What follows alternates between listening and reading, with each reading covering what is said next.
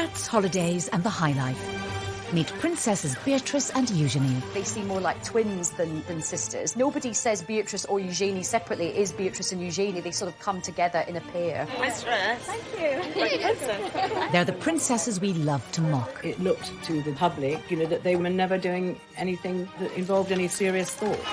Their parents, Fergie and Andrew, have brought shame and scandal on their daughters. Good embarrassment, sir. They've done so many things which are almost unbelievably stupid that inevitably the daughters are dragged in. I let the side down. Simple as that. The 9th and 10th in line to the throne have been subject to ridicule in the media. We've had almost as many hats as we've had holidays. And just like our holidays, most of them have been free. Beatrice was widely mocked for her Philip Tracy hat, which was compared from everything from a pretzel to a loo seat. They've been accused of extravagance and privilege. Beatrice famously had about 15 holidays in a year in which she was supposed to be working.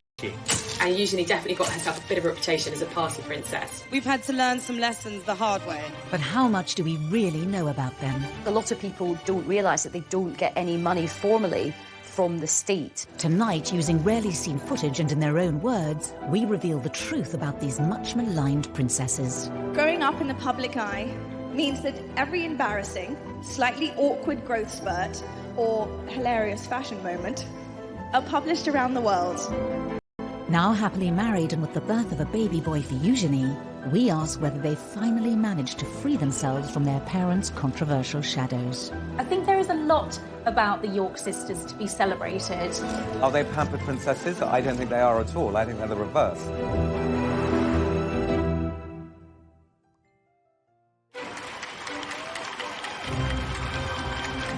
August 1988, the birth of a princess. A first child for Prince Andrew and Sarah Ferguson. There was huge euphoria. Everyone was just delighted that there was another royal baby, and they came out of the hospital and posed outside. From all the teams of London, congratulations to Her Royal Highness on the birth of a baby girl. It was kind of national jubilation because here was the first royal princess since Princess Anne. Princess Beatrice Elizabeth Mary, blissfully unaware of tradition or ceremonial, took over the proceedings. She was startlingly well behaved, but she did seem to have a sense of occasion. The name Beatrice was really, it was Queen Victoria's daughter, Beatrice, that she was named after. She's Beatrice Elizabeth Mary. So Beatrice has the names of all English queens since 19... Within 2 years, there was a sister for the young princess. Princess Eugenie arrived 19 months after her sister Beatrice in the March of 1990. The Duchess emerged from the Portland Hospital, ready to give the world a first glimpse of a new royal baby. Princess Eugenie was fast asleep, blissfully unaware of her celebrity status. I think everyone was still wishing the Yorks well, and this was an exciting new addition for the family, even if people weren't quite sure how to pronounce Eugenie's name. Prince Andrew's children would be royal highnesses and princesses. I mean, unless he said, look, I don't want them to have titles. Princess Anne had turned down titles for her children, Peter and Zara. But the Duke and Duchess of York thought it only right that their children should have all the privileges of senior royals. They very much wanted them to be princesses and thought that maybe they would certainly end up as working royals. Prince Andrew's insistence that his daughters be treated as senior royals would lead to criticism of the princesses as they grew older.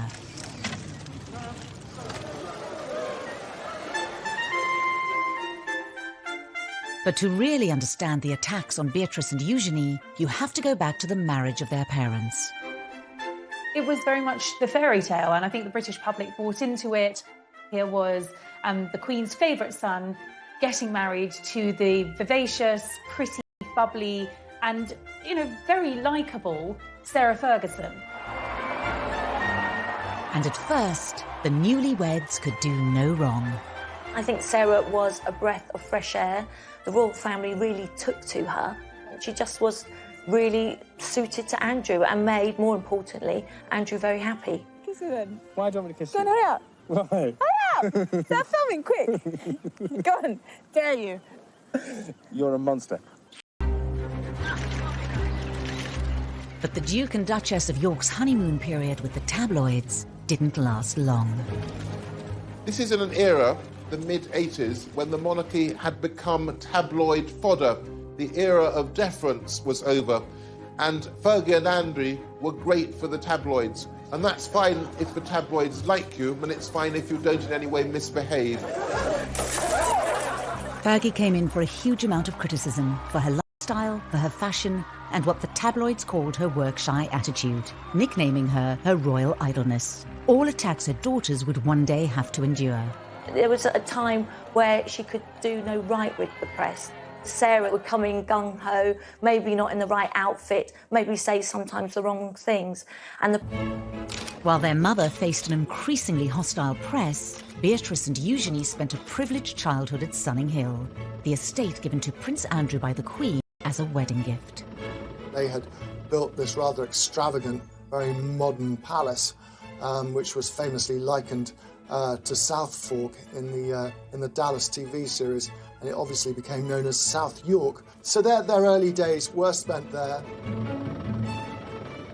They were probably far more indulged than ordinary children. I remember going once to the house where they were staying and being absolutely astounded. There was a little sort of building in the garden, and it was absolutely full of Barbie dolls. So they had a lot of stuff, but they were very, very well brought up.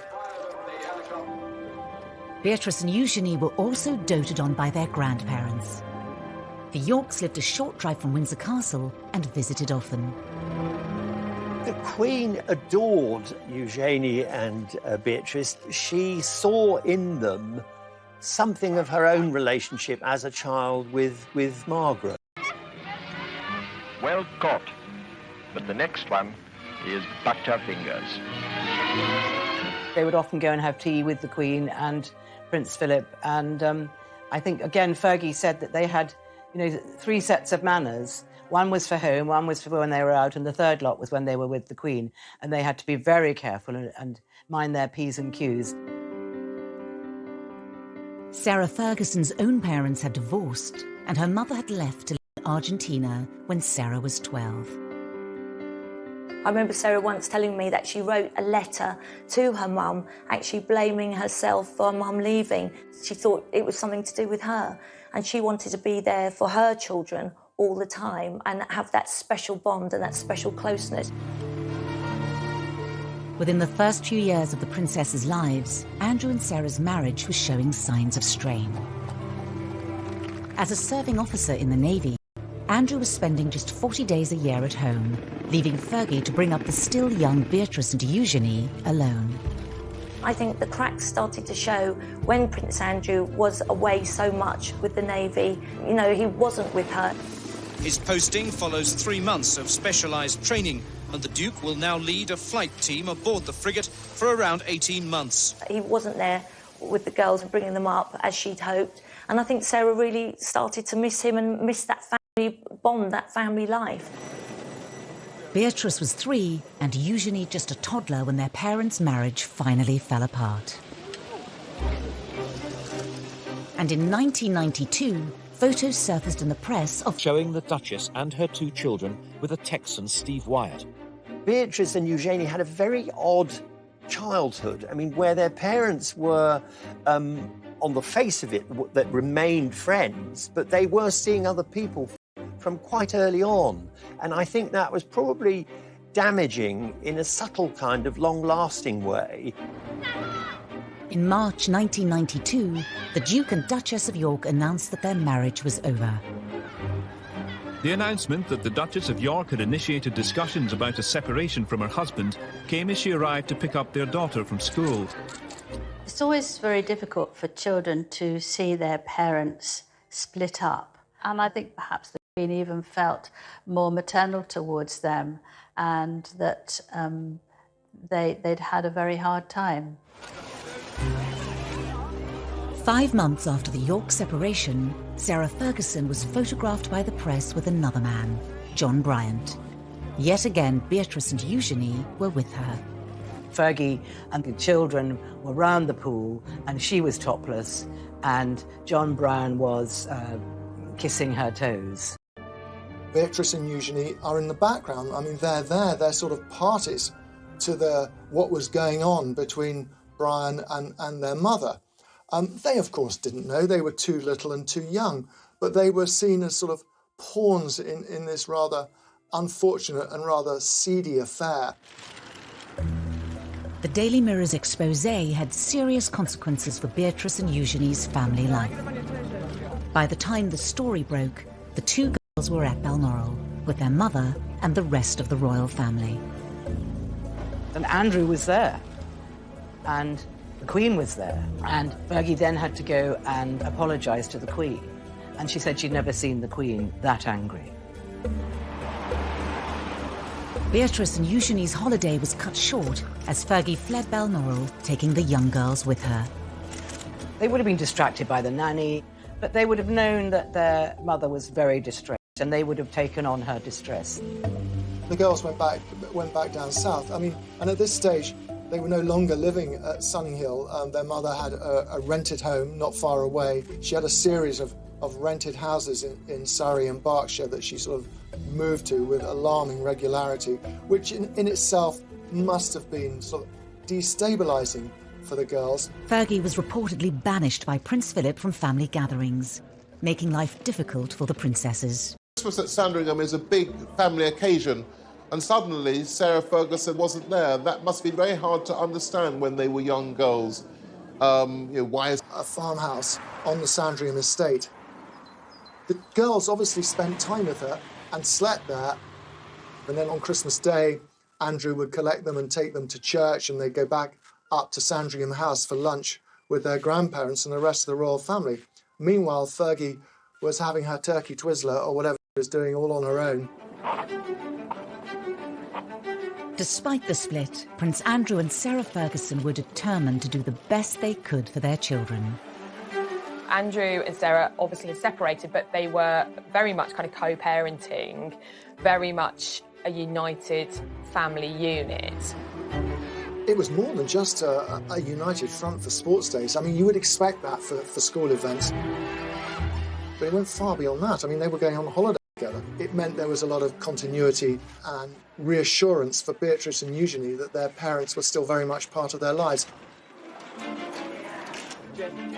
Despite their best efforts, Andrew and Sarah's marital problems created major upheaval for Beatrice and Eugenie.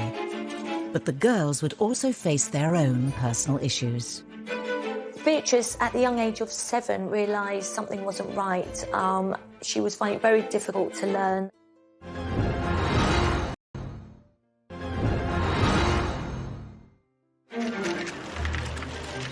Beatrice was 7 years old and Eugenie 6 when their parents' divorce was finalised in 1996. Needing to pay off debts of more than £1 million, their mother took work in the United States.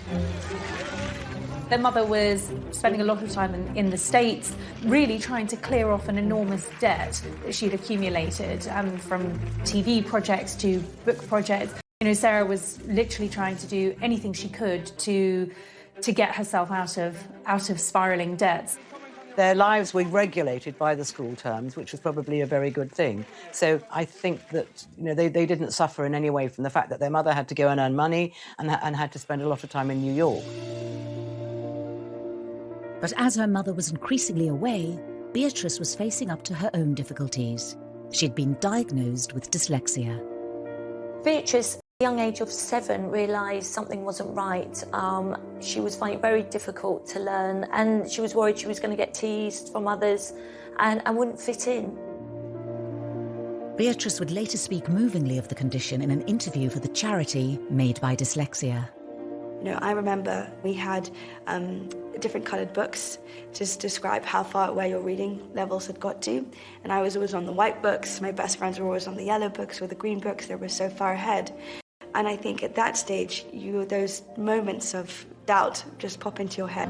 Upending royal tradition, it was decided to keep Beatrice at a local school in nearby Ascot. I think Sarah felt it very important that Beatrice was made to feel very secure and that her mum was just round the corner if needed.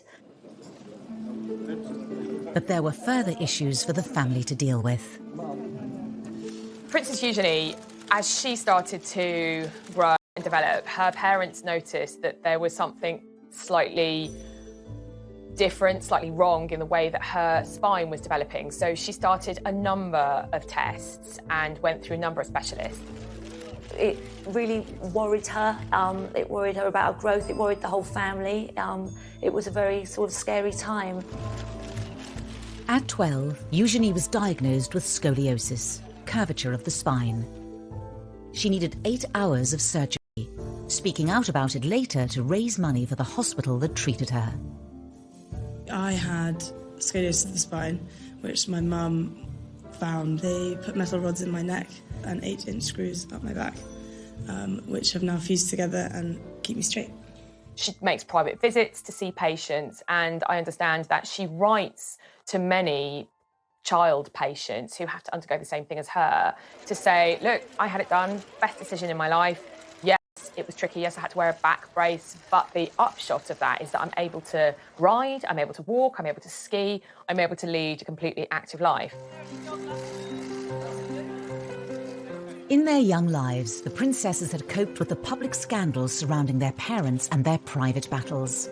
There would be further struggles ahead as they carved out new roles for themselves. But uniquely, they always faced these challenges together.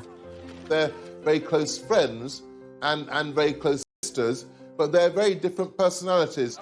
Beatrice is perhaps a more formal and more reserved. Eugenie is, I suppose, what might be described as bubbly and chatty.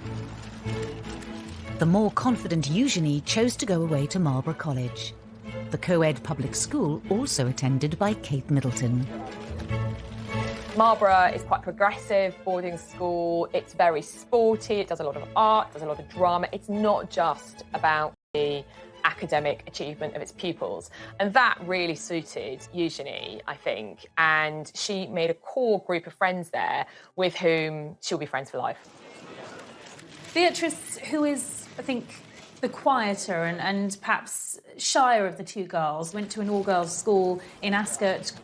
She delayed her GCSEs for a year because of her dyslexia, and she didn't get the best grades, but she did go on to become head girl. William and Harry. There was a stage when kind of Harry was falling out of nightclubs, and it would normally be Eugenie as his right-hand wing woman. And they certainly enjoyed themselves, and Eugenie definitely got herself a bit of a reputation as a party princess. Away from the limelight, the public began to see a different side to the princesses, and one that wouldn't go down well. They were mixing with a fast crowd, and it looked to the general public, that they were always having a good time and never doing anything that involved any serious thought. The press was beginning to draw comparisons between Eugenie and Beatrice and their parents. I see myself as a mini mummy, so I kind of have this sort of image that anything you could do, I want to do better. So I want. I have to tell you, that's easy. The comparisons were not always favourable. When Eugenie went globetrotting on a gap year to mark the end of her A-levels, the tabloids weren't far behind. The suggestion really was that here was a couple who were living beyond their means, cashing in on their royal connections, and weren't Beatrice and Eugenie going to be just the same? It was almost as if they were tarred with their parents' brush from the outset. Eugenie went to South Africa and on to the Far East. She was sort of flitting from country to country, as most middle-class young people do who take gap years. But of course, she was accompanied by police bodyguards, and that meant we, the taxpayers, were paying for policemen to accompany her to the fleshpots of the world. The taxpayers' share of the bill added to the reported £500,000 already spent on the princess's protection each year. Prince Charles decided, as they would not likely to be very senior royals, that this was too much for the public to pay, so he stopped that. Prince Andrew was so angry that he wrote a note to the Queen saying that he wanted them to be considered as proper royals and he did not want the protection officers to leave them. Usually the Queen gave in to him. She had this huge soft spot for him and he could persuade her to his way, but this time she refused. Written off as pampered princesses, Eugenie and Beatrice tried to keep a low profile. And in 2010, the sisters, now just 20 and 21, found themselves embroiled in another of their mother's scandals. She was caught on camera, essentially selling access to her husband and to someone who she believed was a... And when you can, to me, open doors. New Prince Andrew? Yeah. Is that a deal? Yeah. It was a nightmare for Sarah Ferguson. It was a nightmare for her children. It was just a sort of a nightmare for everyone. Beatrice was with her mother when the phone call came, warning them that the news of the world was publishing the exposé.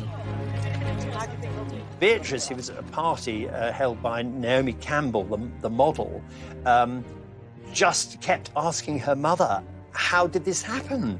You know, how? And they left the party immediately, effectively went into hiding, knowing that once again, her mother's reputation was about to be completely trashed.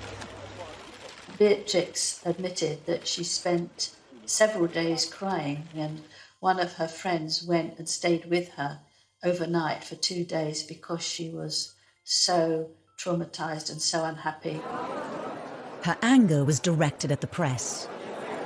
And just as they have done throughout their lives, Beatrice and Eugenie leapt to the defence of their mother. They called themselves the tripod, and that's exactly what they were. They leaned on each other, they depended on one another, they were absolutely a unit, and nothing was going to come between them. Over the coming years, it would be the turn of Sarah Ferguson to defend her daughters against their critics. People have been so brutal to them, particularly in the press, about how they look. And Sarah spoke to the editor at the time and she said, look, just back off. It's not fair.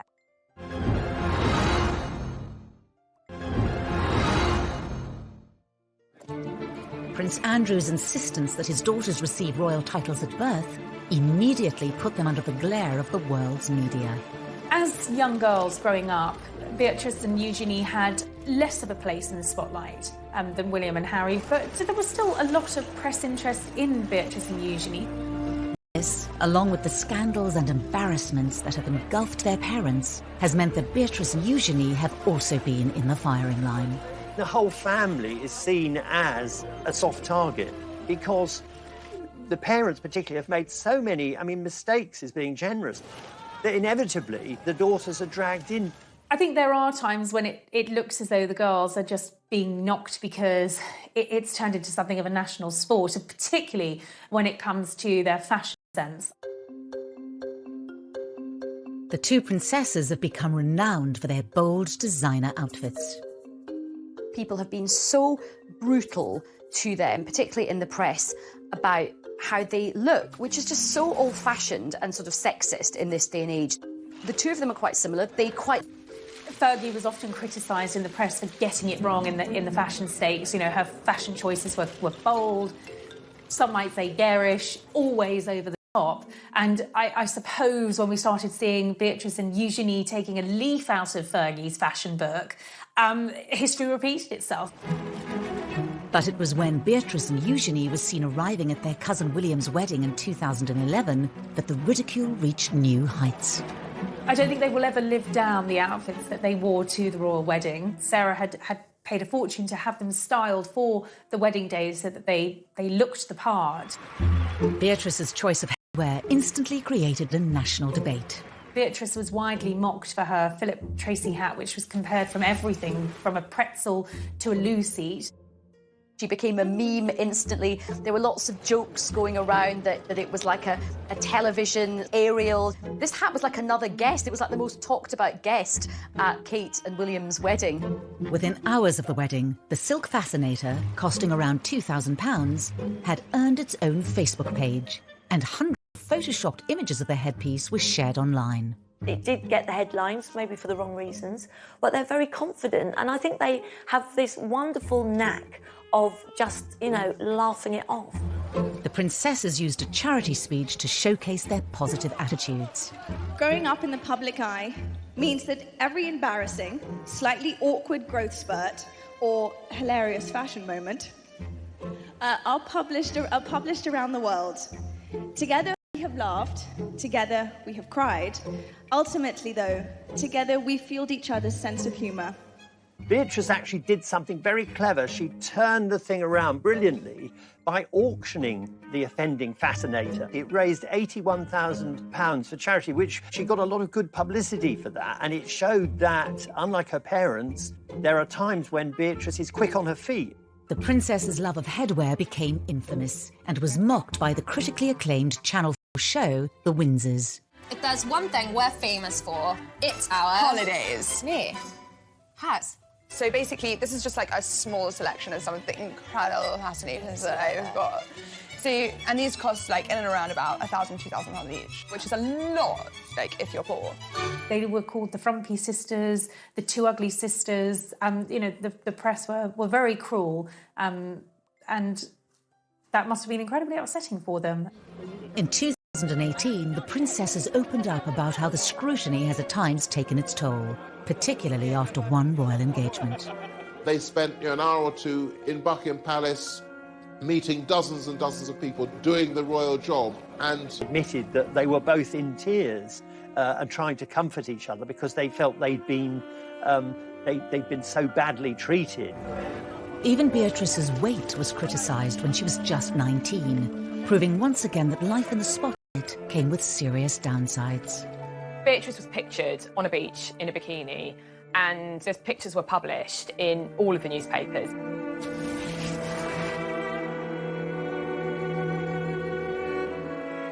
Sarah was really upset, and she is very protective of her daughters. And I think she spoke to the editor of the Daily Mail at the time, and she said, look, you just back off. It's not fair. Sarah also used an interview about her TV programme, The Duchess on the Estate, to plead with the media. Everybody is talking about these zero models walking up and down the catwalk, and then they say they're all too thin. Victoria Beckham's too thin, and this person's too thin. And then someone who's a good size 10, oh, she's too fat, she doesn't take drugs, she doesn't smoke. You know, she's going to university in September reading history. Give the girl a break. It was probably reminding her of the fact that she had a very hard time in the press when she was younger as well. It's partly guilt by association. They're an easy target because their mother's always been a target. Even as they reached adulthood, the princesses struggled to escape their parents' shadow. I think that a lot of the things which have been said about Beatrice and Eugenie were kind of as though they were their parents' appendages and as though they weren't independent people. There is one area of Beatrice and Eugenie's lives that gets very little press coverage. I think people don't realise that both Beatrice and Eugenie do actually have full-time jobs, and they have built up their own independent careers. And of course, a lot of people don't realise that they don't get any money formally from the state. When it comes to their careers, Beatrice and Eugenie are often tarnished in the media by their parents' reputations. Eugenie, we're going to have to get jobs. Is that like when Daddy has a party for Arabs and British businessmen? No, I think a job's where you have to go into a building or something. Yeah. As titled princesses, it was expected that Beatrice and Eugenie would become full-time working royals. When Charles made his vision for a streamlined monarchy really very clear around the time of the Diamond Jubilee celebrations, and that was a big issue for Andrew. His view was that they had the HRH titles, therefore they are blood princesses, therefore they should be full-time working members of the royal family. It didn't pan out that way, and that definitely caused tensions between the royal brothers, Charles and Andrew.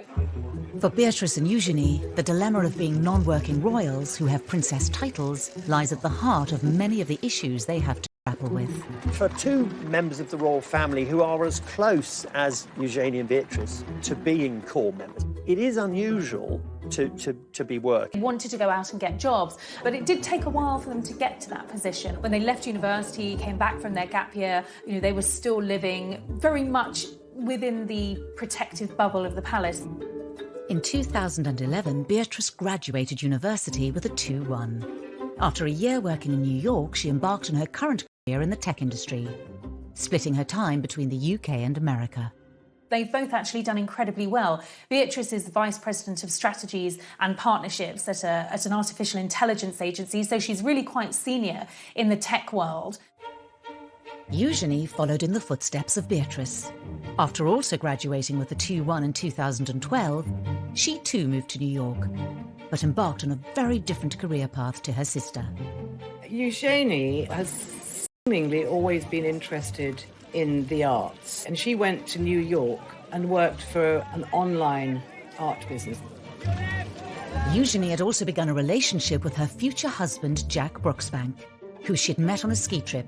After dating long distance for 2 years, Eugenie returned to London in 2015. And then she came back and got an amazing job with a huge international art dealers called Hauser & Wirth in Mayfair.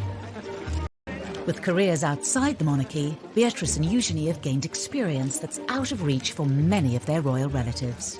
They have one foot in the royal family because they still go to events with core members of the family, and they have one foot in the real world. They do it because they want to work and they're very grounded and they like being around normal people. Distancing themselves from their parents' reputations for failed money-making ventures, the girls forged more stable paths. But as members of one of the most famous families in the world, how normal can their lives really be? They do come back for things like Drooping the Colour and the garden parties in Buckingham Palace. And they do need someone who will understand that they can't be there 9 to 5, 5 days a week. Part of the reason that they have been employed is because of their network. It's because they're Princess Beatrice and Princess Eugenie, and they are styled as such. They kind of get the best of both worlds because they get to earn their own money, but they also still enjoy privileges of being princesses. We know that in the first year of working in their jobs, they had numerous holidays. They're not clocking in and clocking out, as it were. Beatrice and Eugenie certainly benefit from their royal privilege, and their HRH titles mean their every move is of public interest and open to scrutiny.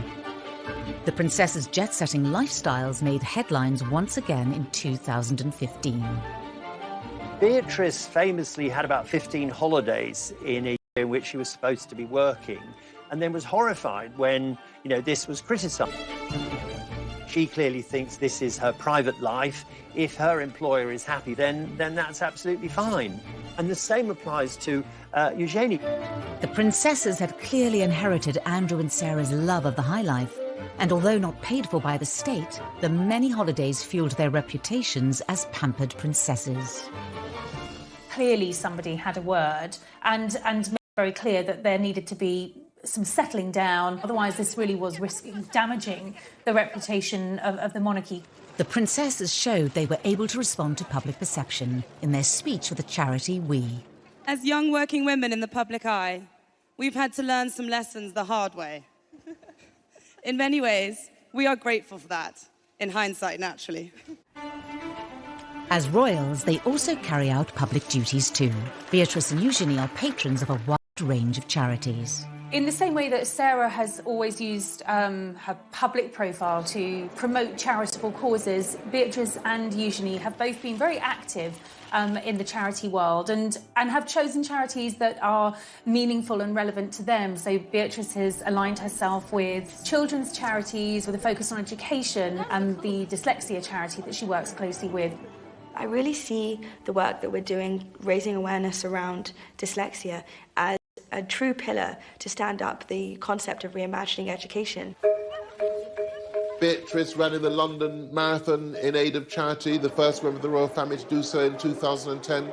Really excited. I'm desperate to get to the start line. I'm desperate to get going. Eugenie has most recently focused on anti-slavery and empowering women. She went on to become the patron of the National Orthopaedic Hospital, where she had been treated for scoliosis when she was 12.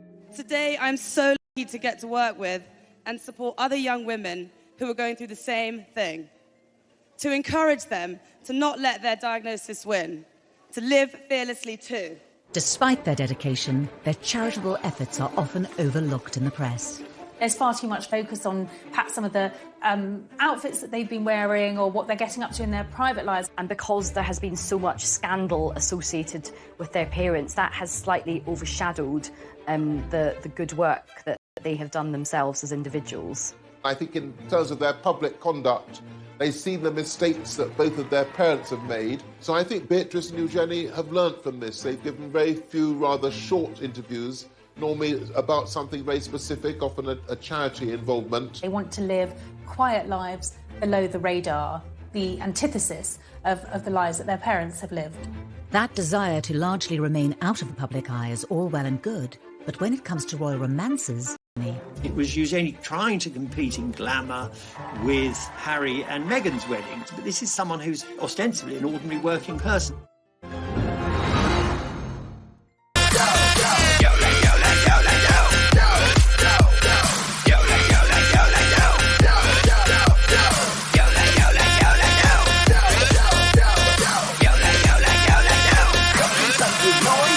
Anh em ta là một gia đình là phải nhiệt tình để mà uống hết mình ta cùng nhau sắp sinh, vì bất khả ép bất khả tư, lừa được cũng ép sắp thép cũng phải như, nếu hôm nay đã đông vui như thế thì không say là không về.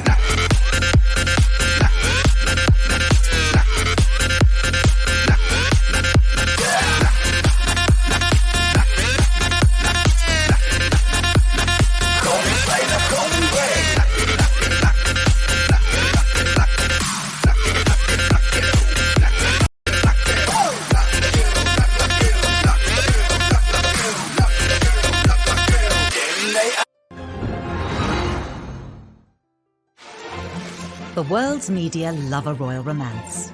As the tabloids fixated on Prince William's relationship with Kate Middleton and Prince Harry's rumoured girlfriends, love was blossoming under the radar for Prince Eugenie and Jack Brooksbank. It was something they talked about in a rare TV interview watched by millions on the BBC's The One Show. We were skiing, weren't we? In a friend's place in Nendas, next to Verbier. We were skiing, which was amazing. Love at first sight. Was it? For the pair of you? We met when I was 20 and Jack was 24 and fell in love and we had the same passions and drive for life. They were introduced through mutual friends. He was 4 years older than her, gone to Stowe School, came from a good background. What a lovely couple, great fun. Jack is just very relaxed, very normal. They both like to have a sort of late night, have a few drinks, and it was just an instant chemistry and attraction. Eugenie hadn't had actually a very important or long-term relationship up until then. They dated for 7 years before they got married. Although not from an aristocratic background, Jack mixed in the same circles as Eugenie. They've got similar mutual friends. Jack gets on well with Prince Harry, and Sarah absolutely adored Jack, as did Beatrice, and he just seemed to fit in with the family so well. When they met, Jack was working at Mahiki nightclub, where Eugenie enjoyed nights out with Beatrice and her cousin Harry. He works in hospitality, he is a brand ambassador for a tequila company, Casamigo, and he didn't go to university, he actually went straight into the trade of hospitality. And even... I'm just off to work. Have a good day, darling. Tequila? Shots! Eugenie and Jack announced their engagement in 2018. To mark the occasion, the couple also did an interview with ITV's long-running daytime show, This Morning. How would you describe each other in just 3 words? She's this bright, shining light. I was quite surprised that they did an engagement interview because they do occupy this kind of hinterland between... They're not senior working royals. They are private individuals. So ordinarily, you wouldn't have a engagement interview for a private royal. So the iconography was, this is a royal wedding.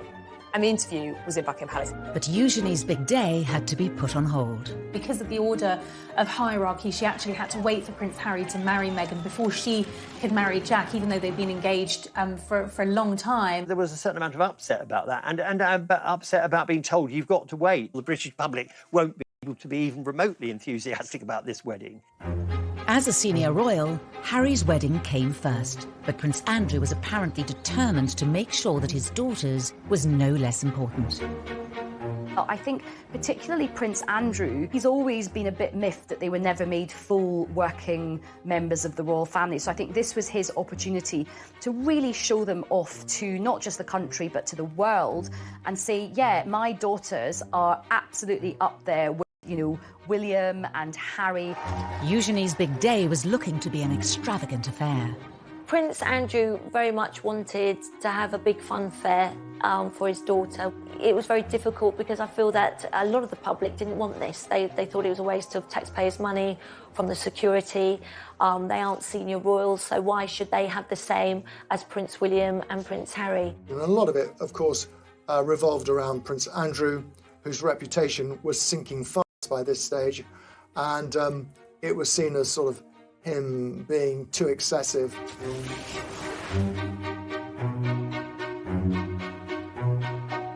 The reception wasn't footed by the taxpayer, but it was thought that all in all that the whole wedding would have cost between about £2 million, £2.5 million, and it was felt that quite a big chunk of that would have been for security. Eugenie already seemed to be an easy target in the press because of her parents' reputations, but the excessive nature of the wedding opened her up to serious scrutiny. She was once again branded the pampered princess. It was Eugenie trying to compete in glamour with Harry and Meghan's wedding, but this is someone who's ostensibly an ordinary working person. And it kind of highlights this slightly problematic tightrope that both are not working members of the family. The wedding went ahead as planned. On the 12th of October 2018, Princess Eugenie and Jack Brooksbank were married at St George's Chapel, where Harry and Meghan had wed earlier that year. I don't think any of us quite knew what to expect of this wedding. Were the crowds going to turn out for this big day? It actually was a great success. The crowds were out. Eugenie wanted the big fairy tale wedding at Windsor Castle, and that was what she got. When it came to numbers, Eugenie and Jack did certainly outdo Harry and Meghan, with 200 more guests at their nuptials. The wedding was huge. I mean, I think 800 guests, but Fergie has a lot of friends and she loves parties and she loves organising parties, and it was never going to be small. Among the 800 guests were many well-known faces. Eugenie and Jack's wedding was a royal wedding, like no other, quite simply because Eugenie has a contacts book, just like her mother's, packed with VIPs, famous people who aren't just famous people, they are her friends. There was Naomi Campbell, Cara and Poppy Delevingne, Demi Moore, Robbie Williams was there. In fact, Robbie Williams' wee girl was one of the Flower Girls. There was another night of partying at the Royal Lodge, and this was a big affair with dodgems and sort of fairground rides. It certainly was star-studded, but of course Eugenie and Jack's families were central to the celebrations. Her father walked her down the aisle. Her sister was her head bridesmaid. She had her nieces and nephews, Princess Charlotte and Prince George, as part of the wedding party. So for all the famous faces in the pews, at the heart of the wedding, it was family, and that's very important to Eugenie. Despite years of having her fashion sense mocked, Eugenie's outfit choice on the day was widely admired and held great personal significance for the royal bride. There was a lot of speculation in the press about who'd been chosen to design Eugenie's wedding dress, and Pilotto was an unexpected choice, but the dress was beautiful. It was very different to anything we'd seen a royal bride wear, in that the back was deliberately low cut, and Eugenie later explained that she'd deliberately chosen that style to show off the scar from when she'd had her operation as a 12-year-old girl to correct the curvature of her spine. And the other thing is that she was wearing this beautiful tiara with emeralds in it, which was sent to her by the Queen. The tiara from the Queen was to show the strength and the closeness of their relationship. Whilst the weddings of Harry and William were broadcast to the world on the BBC as well as other channels, his people asked the BBC if they would televise it, and the BBC said no. In the end, the ceremony was broadcast on ITV in an extended episode of This Morning, watched by 3 million people. There'll be a few more people than most people have. There are a few more than Harry had, but that's just the nature of Eugenie and Jack. They've got so many friends that they need a church of that size to fit them all in. I remember watching the interview they did with Prince Andrew, and I kind of winced. Our wedding's bigger than your wedding. Despite all Andrew and Sarah's efforts to ensure all eyes were on their daughter, attention once again turned back to Harry and Meghan. That day was somewhat overshadowed when, just a day later, Harry and Meghan publicly announced that they were expecting their first child. It's understood that they shared that news with close family friends at the wedding itself, and understandably that was upsetting for Princess Eugenie. Although Meghan and Eugenie get on perfectly well, they are not good friends. I just don't believe it was a coincidence. But after Eugenie had her fairy tale wedding in the spotlight, Beatrice had no choice but to keep her hers out of sight. Suddenly, the entire world is looking at Prince Andrew and their family, and it is one of the biggest scandals.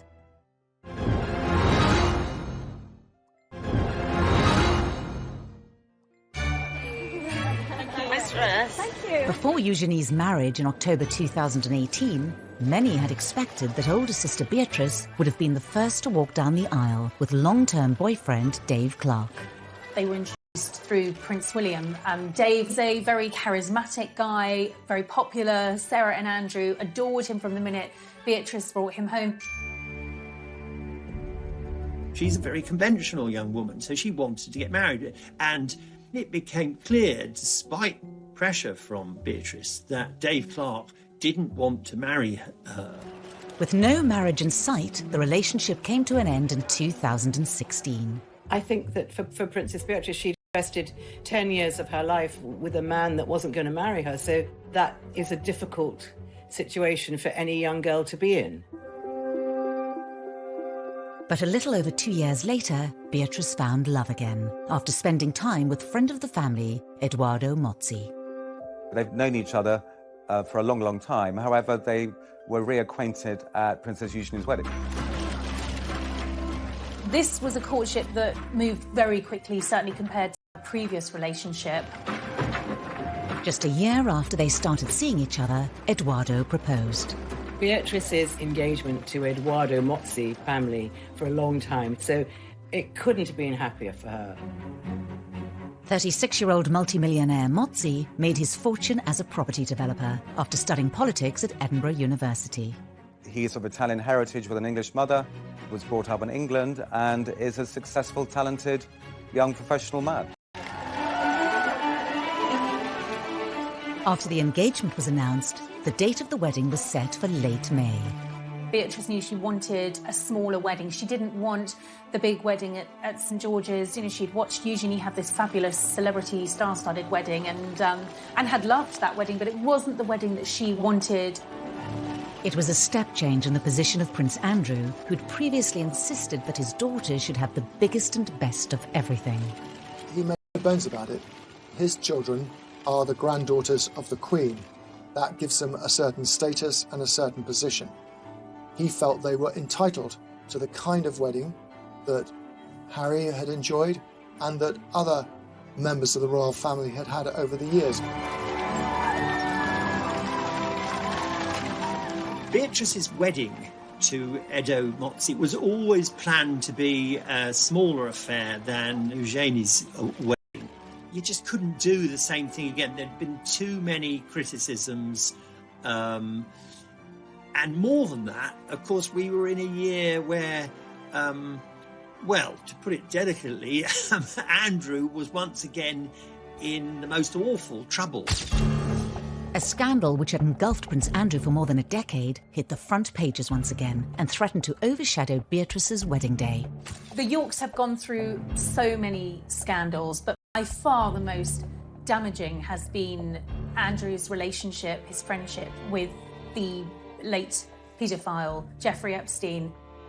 It was kind of viewed that when a putative date in May was set for Beatrice's wedding, the firm, the palace machinery, were quite concerned with how it would look because they didn't want a massive kind of celebration a la Harry and Meghan or William and Kate because they thought it would be inappropriate.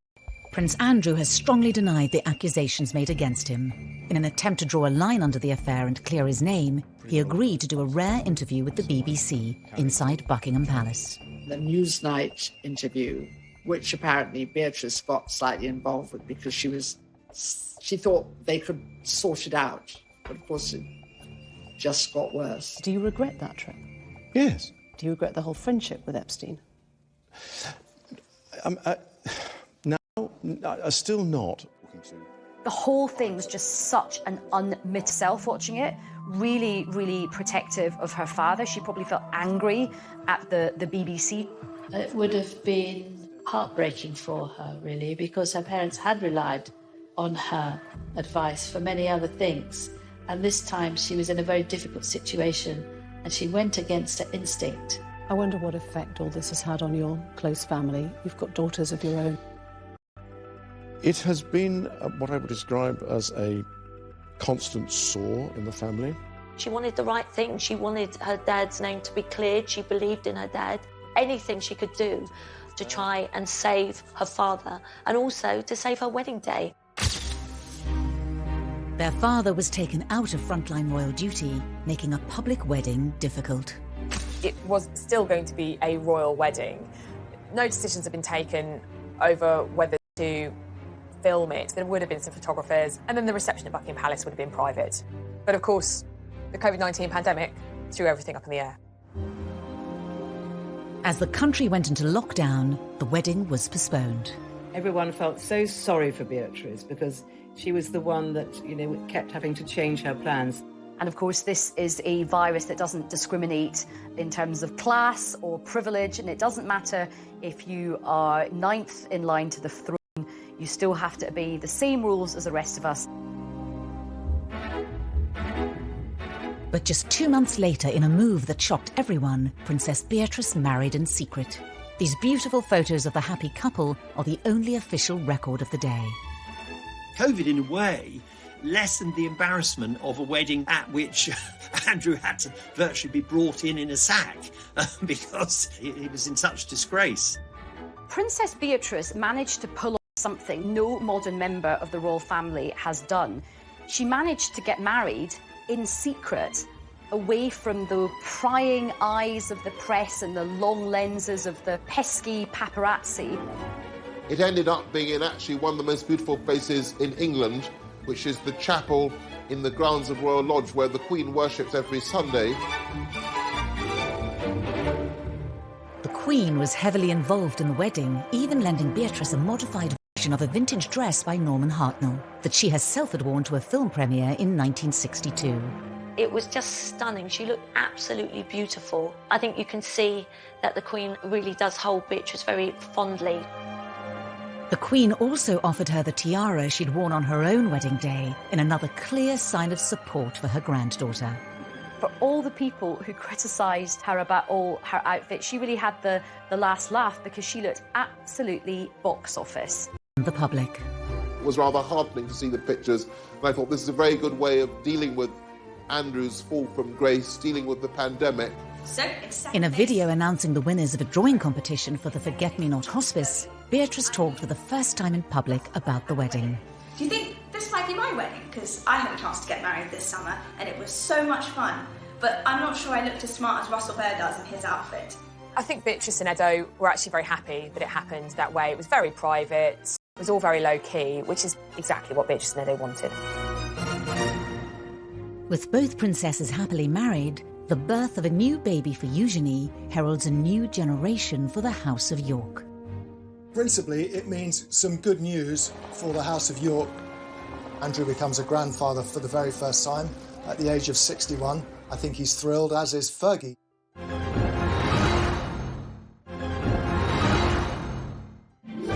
On February 9th, 2021, the palace announced the birth of Princess Eugenie and Jack's first baby, a boy. Princess Eugenie and husband Jack Brooksbank announced the arrival of their son. The Queen welcomed her 9th great-grandchild. The birth of a royal baby is always very exciting, and I think that there was just kind of general joy. I was told that Eugenie and Jack didn't know what they were having, so when little August was born, it was a surprise that he was a baby boy. In a break with tradition, Eugenie and Jack chose not to have a photo call on the hospital steps. Instead, they posted a photo of themselves on her Instagram page, holding their new baby boy. Royal babies, when they're first presented for their inaugural photo call, because that's what happens with a royal baby, they're usually swaddled up in a white blanket, something neutral. Drop the bass.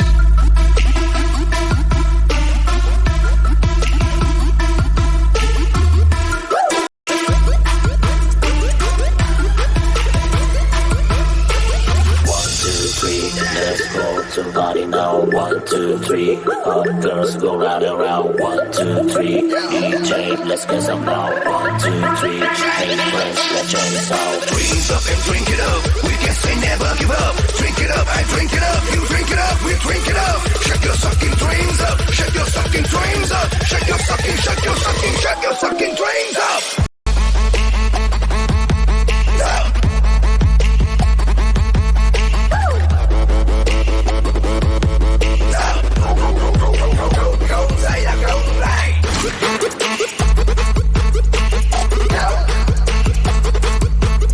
that Eugenie and Jack chose a blue blanket. Blue for a boy seems entirely appropriate, but it was a slight break with tradition. Ancestors.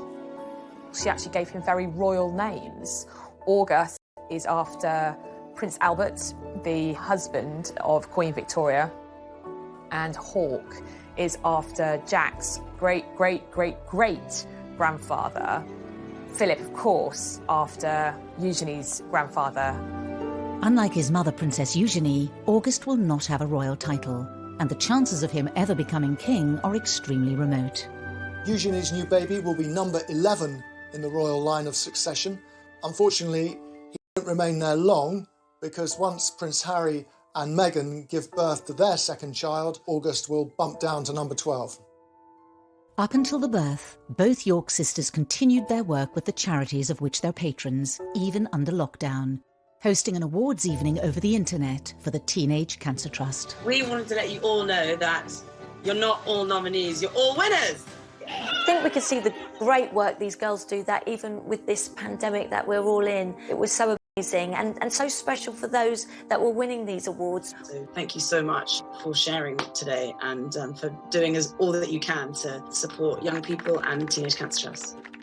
They've tried to tell people their own ways of managing very difficult things and also to, I think, inspire them. Beatrice has been an ambassador for the Forget-Me-Not Children's Hospice for more than 8 years, and during isolation sent a heartfelt message of encouragement to the young people and families who were supported by the charity. I know that this is an incredibly challenging time, especially for those living in isolation, not receiving that face-to-face support, which is delivered by the incredible nurses and staff at the hospice. Between them, the sisters are patrons and ambassadors to over 17 charities, which they support in their spare time alongside their full-time jobs. This dedication appears in stark contrast to their portrayal as spoilt and brash princesses in the media. So they may have had criticism because people didn't like their hats, which is fairly absurd. They see themselves as having a duty to the Queen to be good princesses for the rest of their lives and to do great charitable work and support the country and the Queen. I don't ever hear anything unpleasant about them. Everybody that meets them says how charming they are, which is really nice. And nice for Fergie too, because it means at least she's done something right. Throughout the scandals and deep embarrassments, the York princesses have remained loyal to their disgraced parents. Prince Andrew and Sarah have the most amazing relationship. It was one of the happiest divorces I've ever known. And they get on so well, and they even live together. Their parents are always in the papers, usually.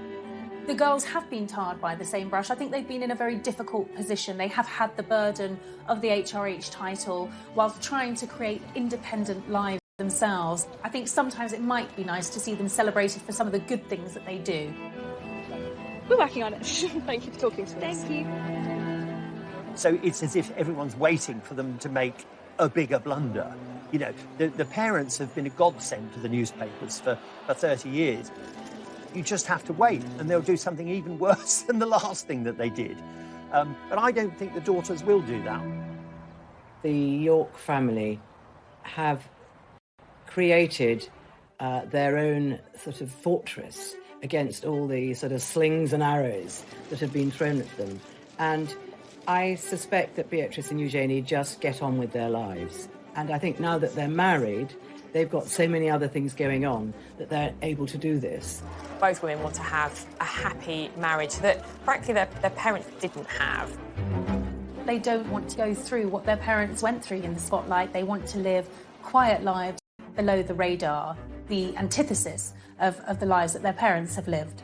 Beatrice and Eugenie have worked hard to balance two very different lifestyles and carve out a modern role for themselves in the royal family, something that other members have been unable to achieve. I think actually that Beatrice and Eugenie have been very successful in combining their royal persona with their ordinary working persona. And they seem to have kind of struck the right note with that. I think that both of them are able to be in the modern world and are both able to bridge the world and the occasional formality of the royal family with the modern world of work. With Prince Andrew and Prince Harry both taking a step back from frontline royal duties, could a more prominent role for the royal princesses beckon? We've lost Harry and Meghan from the royal firmament. Prince Philip's retired. Andrew, he's never going to come back to full-time royal duty. So effectively, you've lost 4 senior members of the family: Philip, Andrew, Meghan and Harry. That does leave a void. So it may be that one or both of these daughters start to play a bigger part. The Duke and Duchess of Cambridge have done a brilliant job, but they can't do everything. Nobody can be everywhere.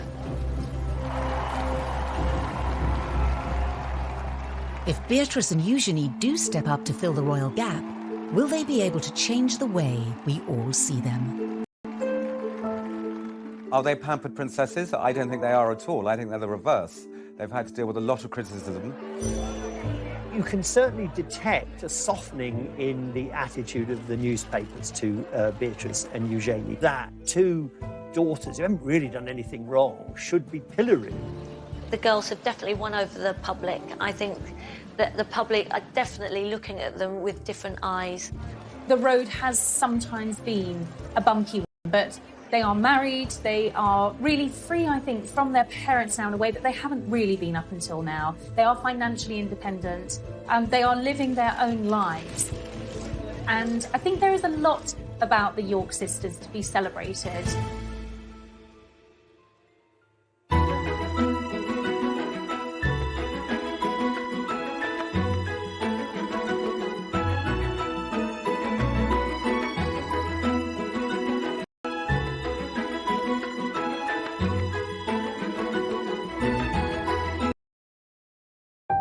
Princess Eugenie arrived 19 months after her sister Beatrice in the March of 1990. The Duchess emerged from the Portland hospital, ready to give the world a first glimpse of a new royal baby.